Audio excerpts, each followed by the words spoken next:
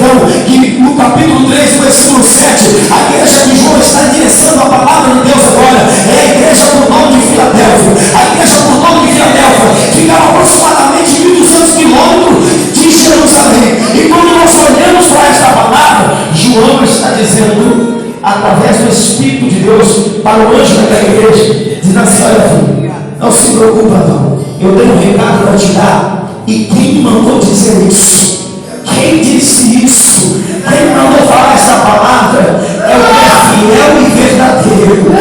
Quem mandou falar essa palavra é aquele que tem todo o poder, é aquele que tem nas suas mãos a chave de Davi, que abre e ninguém fecha, que fecha e ninguém abre. Ele está dando as características daquele que está ordenando a palavra. Será que você conhece alguma característica daquele que nessa noite está falando com você? Talvez você conheça o teu pastor, o sobre essa questão. Talvez você conheça o levita, o pregador, mas você conhece alguma característica daquele que nessa noite está falando contigo? É preciso reconhecer e saber quem é que está falando conosco. Por exemplo, no tema dessa campanha, existem 3 características daquele que irá voltar. A Bíblia diz que ele vai vir. Primeiro, alarido, com voz de trombeta e com voz de arcanjo. Deus sempre se identifica e nos dá sinais para saber quem é que está falando com ele. As pessoas não se levaram por história dizendo: põe esse detalhe aí, diga que sou eu que estou dizendo, que sou eu que estou mandando falar, que é o que é santo, que é verdadeiro. É aquele que tem toda a autoridade. Quando nós vamos para a Bíblia Sagrada, assim, diga também, João, você também manda um recado para eles lá, que eu estou colocando uma porta aberta. Eu estou colocando uma porta aberta diante deles. Com a mesma chave que eu abro e ninguém fecha, eu resolvi abrir. Colocando uma porta aberta. Diga para eles que eu conheço eles. E quando eu olho para a vida deles, eu não vejo muita força. Eu não vejo ninguém batendo no peito dizendo que é soberbo, que pode, que faz, que acontece. Eu não vejo ninguém contando as suas experiências, os seus testemunhos, colocando o seu nome na frente, não. Diga para eles que eles têm pouca força, João. Mas mesmo a pouca força guardou o meu nome. Aleluia. Quem disse que você precisa ser Superman nessa noite? Quem disse que você precisa ser mais forte? Se Deus fosse contar com a nossa força, Ele não manifestaria a sua graça, porque daí tudo seria por alcance de mérito. Mas quando Ele olha para as pessoas de pouca força e quer fazer essas pessoas de pouca força alcançar alguma coisa, chegar em algum lugar, chegar em algum objetivo, trazer para perto de si e dizer assim: olha, se eles tentar sozinhos não vai conseguir não. Mas como eu sei que eles têm pouca força, eu vou manifestar minha graça na vida deles. Eu vou enviar a minha graça, eu vou enviar a minha graça, eu vou enviar a minha graça, eu vou enviar a minha graça. E sabe como se manifesta a graça? A graça se manifesta diferente na vida de cada um. Porque a Bíblia diz que aonde tem mais pecado, tem mais manifestação de graça. Aonde superabundou o pecado, aonde cresceu o pecado, houve superabundância de graça. Talvez você passou por essa porta hoje. Talvez você veio aqui aos cacos, às suas migalhas. Talvez você nessa noite olhou para a tua miséria como Jeremias olhou e disse: Senhor, tem misericórdia de mim. Deus, eu não tenho mais coragem de cantar esse louvor. Eu não tenho mais coragem de olhar para a cara do meu irmão, porque eu olho para mim mesmo e eu vejo os meus flagelos, eu vejo as minhas fraquezas, eu vejo que eu não tenho condição. Pois bem, o Deus que conhece a tua pouca força está dizendo: eis que eu te conheço e coloco diante de ti nessa noite uma porta aberta. Eu sempre meditei nesse versículo e sempre fiquei perguntando a Deus, ouvindo muitas mensagens a respeito dessa porta aberta.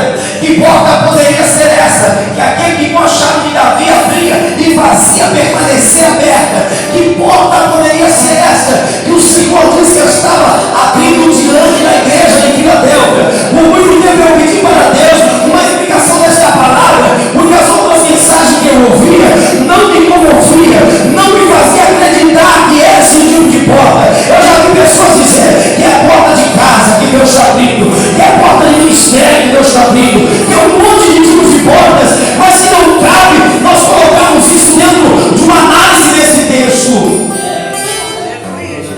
E quando eu comecei a falar com o Espírito Santo de Deus, necessitado dele, porque eu sou um pregador de pouca força, sou um pregador de pouco impedimento, sou um pregador que não tenho ainda um curso teológico, dependo da graça de Deus, da misericórdia de Deus. E quando eu entrei aqui nesta noite, eu comecei a tremer. Falei, Jesus, misericórdia, Pai, ficou aqui, Pai. Senão, Senhor, eu não vou conseguir, não. Jesus amado. Oh, aleluia. Essa igreja tem uma unção de excelência. Talvez vocês se acostumaram com o que Deus deu para vocês, então estão mais valorizando.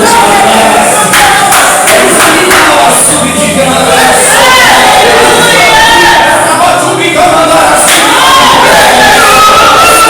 quando eu olho a palavra do Senhor, só você vai pegar esta palavra de Jesus e dá força aqui, Senhor. E aí Jesus diz: não se preocupe, é a tua pouca força, eu sou manifesto a minha graça. E se não for suficiente a minha graça, eu mando sobre a tua vida a minha misericórdia. Aí eu disse: Senhor, eu preciso da tua misericórdia. Deus falou: você já recebeu ela pela manhã, porque se você não tivesse tido a misericórdia de Deus, você não estaria sentado no lugar que você está. Você não estaria no privilégio de estar aqui. Porque a Bíblia diz que a causa que nós não estamos consumidos são as misericórdias do Senhor que se renovam todas as manhãs da nossa vida. Sabe o que sustentou no dia de hoje? Foi não do jejum, foi não da oração. Sabe o que sustentou no dia de hoje? Não foi não a santidade, não foi não a inteligência da palavra, não foi não teu dom de cantar, de ministrar, teu dom de profecia, de revelação, não é nada disso. O que te sustentou pelo dia de hoje, que Deus dá a oportunidade de estar na casa do Senhor, se reunindo como igreja viva, foi a misericórdia de Deus que te alcançou. E o que te faz ser aceito hoje na presença de Deus é: quando eu olho a palavra do Senhor, eu entendo que Deus estava dando para aquela igreja uma oportunidade, estava trazendo sobre ela uma mensagem.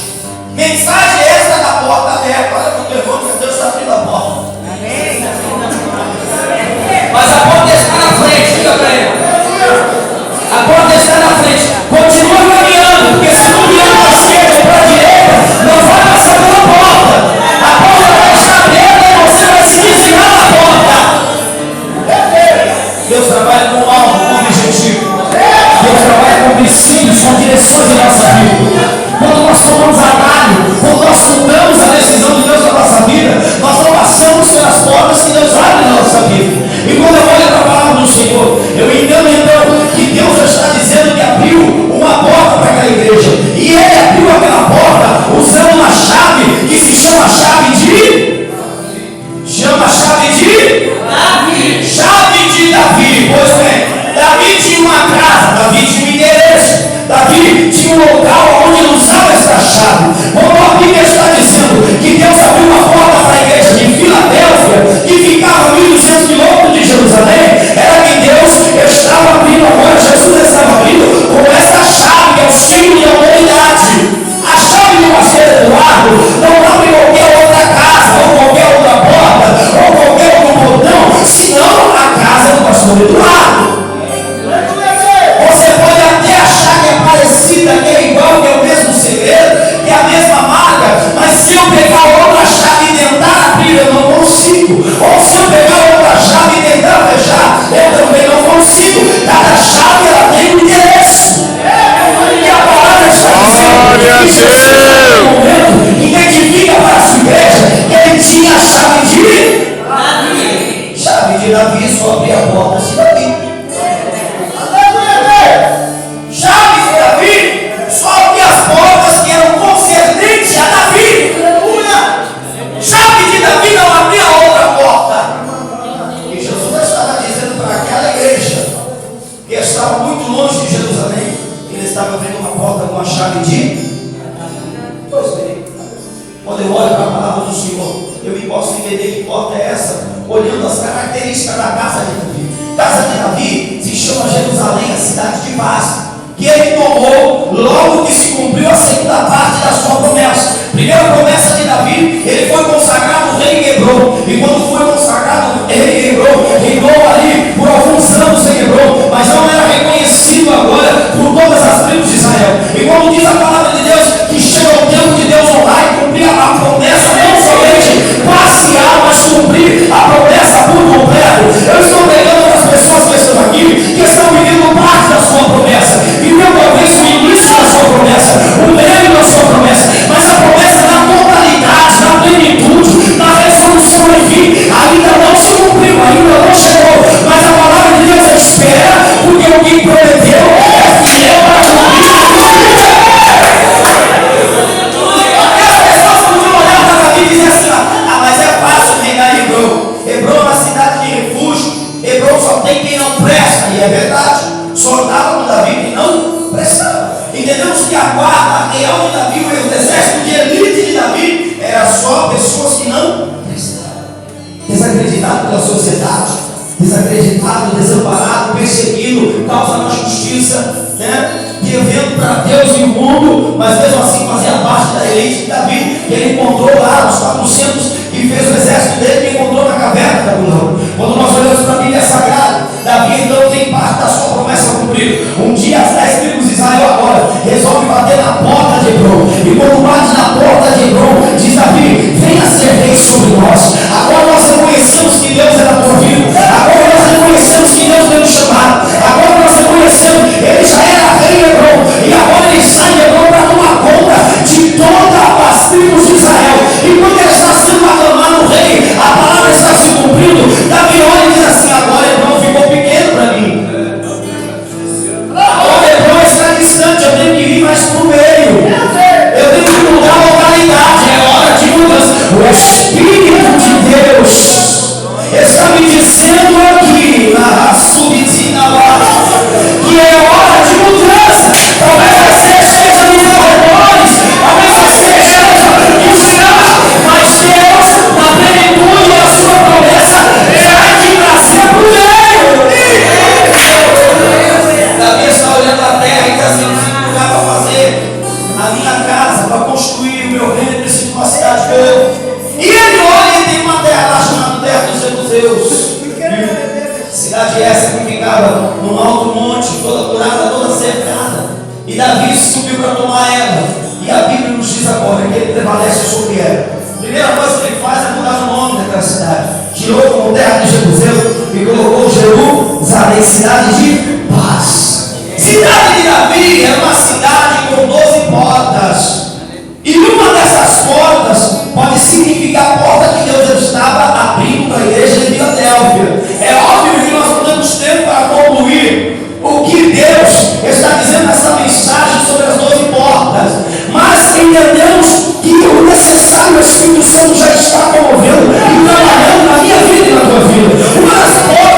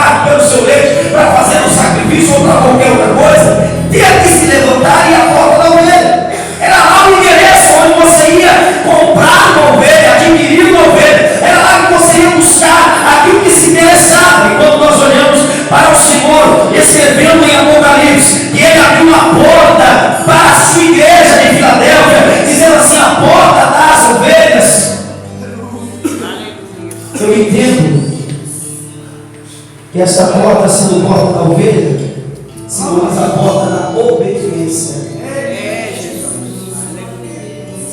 Tem que passar por ela, tem jeito não. Aleluia. Porta da submissão. Obediência às vezes não é por livre e espontânea vontade, às vezes nós temos que se submeter, se colocar debaixo da autoridade de Deus. Aleluia. Se colocar debaixo do domínio de Deus, das diretrizes de Deus, da palavra de Deus, dos seus princípios. Você não faz o que você quer. Você é o livre-arbítrio, você disse, Senhor, eu até posso fazer o que eu quero, mas eu escolhi ser uma ovelha, e eu me submeto ao Senhor. Existiam muitos métodos de tratar a desobediência de uma ovelha, e um desses métodos, sabe qual era? Pegar a ovelha rebelde, a ovelha distante, aquela ovelha que não se submetia, aquela ovelha que sempre estava saindo do rebanho, sempre fugindo do redil. Um dos métodos era o pastor pegar a sua ovelha e quebrar as suas pernas. E essa ovelha agora ficava com as pernas quebradas e não poderia acompanhar o rebanho. Então todas as vezes que o rebanho se locomovia para pastagem verdejante, para beber-se de águas tranquilas, era o pastor que tinha que pegar aquela ovelha no colo e levá-la, porque ele mesmo havia quebrado a sua perna. Não havia quebrado a sua perna porque ele queria fazer ela sofrer, não. Ele havia quebrado a sua perna para ensinar a ela uma lição de dependência, de submissão, de estar próximo. Quem sabe o processo de Deus na tua vida tem sido doloroso. Quem sabe os caminhos que você está andando é caminhos de lágrimas e você não está andando com Satanás. É Deus que está andando com você, mesmo chorando, mesmo não conseguindo andar se arrastando. É Deus que está neste processo. Ele queria que você fosse aquela ovelha que conhecia a sua voz, aonde ele só falava e ela já vinha para perto. Ele queria que você fosse aquela ovelha atenta, obediente, que não se afastava do pastor, mas você teve a chance, teve a oportunidade e não se colocou debaixo da sua autoridade. Então ele teve que adquirir métodos, porque não quer te perder por nada. A palavra do Senhor, escrita no Evangelho de Lucas capítulo 15, fala que o bom pastor, quando perdeu a ovelha, ele foi atrás da sua ovelha. Deus te persegue aonde você for. Você tem ido em lugares que não é para você, tem visitado lugares que não é para você, você tem andado por caminhos que não é para você, mas mesmo assim Deus tem ido atrás de você. Quando nós falamos de ovelha, nós falamos de submissão, de humildade, de obediência. Quando nós falamos de ovelha, nós estamos falando de cidadão do céu, porque o mesmo Senhor Jesus nos ensina que lá vai haver uma separação, todos vão chegar diante da porta, e ele vai dizer, ovelha, vem para este lado, agora o que for pode, vai para o outro lado. Meu Deus! Fala, Jeová! E o pastor quebrava as pernas da ovelha, e ela ficava um bom período até que as suas pernas cicatrizassem, dependendo de ser carregada, de ser alimentada, de ter a sua sede saciada. Mas com esse processo, quanto mais tempo durasse, ela mais se achegava ao pastor, porque ia dando fome e ela começava a dar sinal para o pastor, dizendo assim, me socorre, eu estou com fome, eu não posso ir, eu estou vendo todo mundo comendo aí, eu não posso ir. Ela sentia sede e ela tinha que abrir a sua boquinha e soltar os seus berros para que o pastor entendesse, olha, todo mundo está indo, todo mundo tem condição, mas eu não tenho, eu sou dependente, eu estou debilitada, por favor, me socorre. E o pastor, por mais que tivesse inúmeras ovelhas, ele não se esquecia daquela a qual ele aplicou o processo doloroso. Por mais que ele tivesse as outras para cuidar, ele pegava aquela e punha sobre os seus ombros. Feche seus olhos nessa noite. Esse processo de não estar indo com a tua força. Esse processo você está indo pelo cuidado de Deus. É disseminar o açougue, nada canto. Ele não abre mão da tua vida.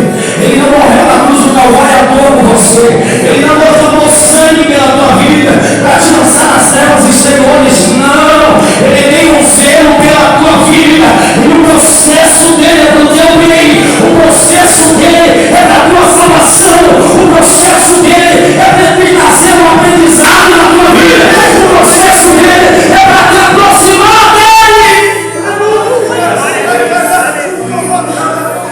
Você está dizendo, passa, Senhor, eu não aguento mais. Chega, Senhor, eu já aprendi. Ele diz, não, deixa mais um pouquinho. Deixa mais um pouquinho, porque além de ouvir a minha voz, além de clamar por mim, você vai acostumar com o meu cheiro.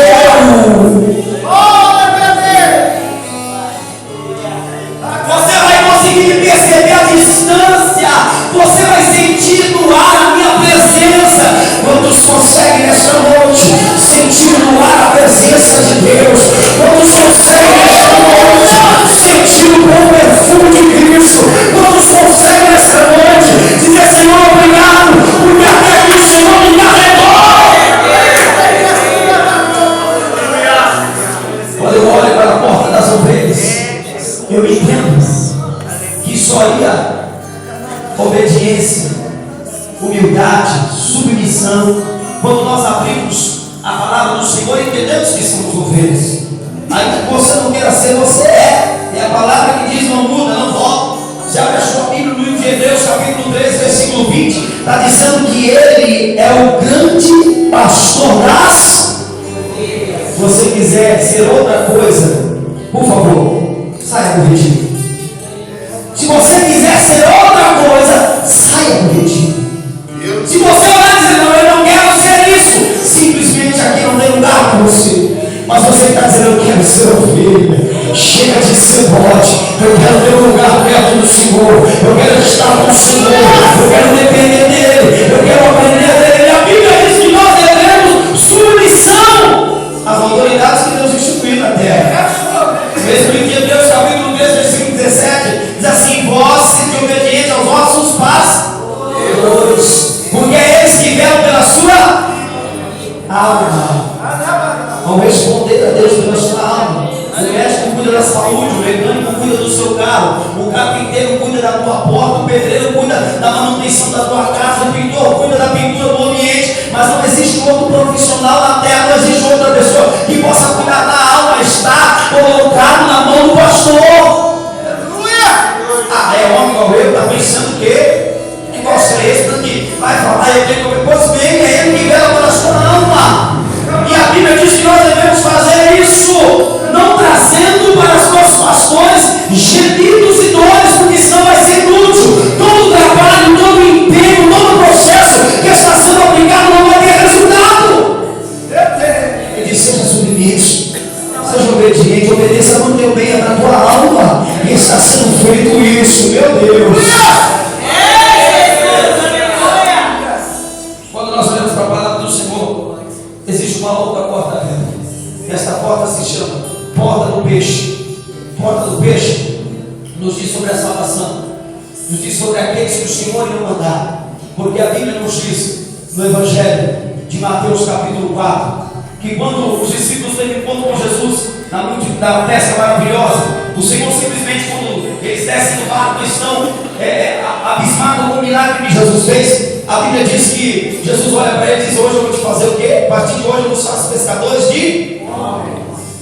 Homens serão pescados como peixe. Olha você, irmão, diga, você é ovelha.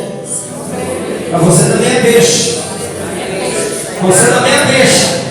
Estava na profundidade do oceano e Deus te tirou de lá. Deus te alcançou lá. Foi tirado do oceano, foi trazido para onde o Senhor havia determinado. Quando nós olhamos a palavra do Senhor no Evangelho escrito por Mateus capítulo 17, Jesus está dizendo para o mesmo Pedro, dizendo assim, agora vai, pega o teu anzol e pesca um. Deus vai pescar